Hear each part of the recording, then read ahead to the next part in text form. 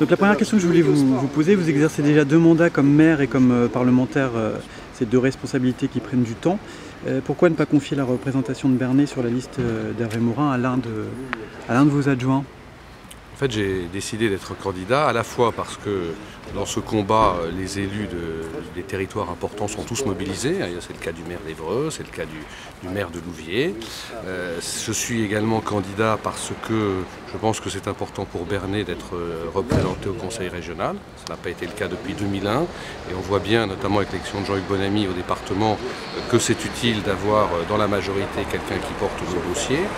Puis le troisième élément qui est plus personnel, c'est parce que justement avec la loi sur le non-cumul des mandats, je ne pourrai plus à partir de 2017 être ni maire, ni président de communauté de communes.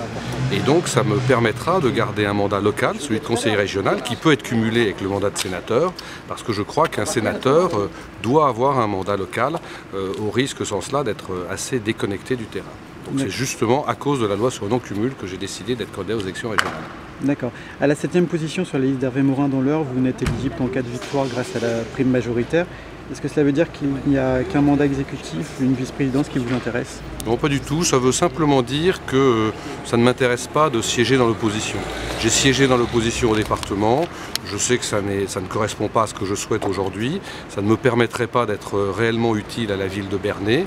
Alors que si je suis dans la majorité, je pourrais porter utilement les dossiers de la ville, comme le fait aujourd'hui Jean-Hugues Bonamy au département. Élu à la région, démissionnerez-vous et qui sera votre successeur à la mairie si vous le faites? Écoutez, aujourd'hui, il n'est pas question que je démissionne. Je souhaite exercer mes fonctions de maire aussi longtemps que je le pourrai. Et lorsque je serai amené à le faire, j'allais dire contraint à le faire, eh bien, à ce moment-là, la question se posera.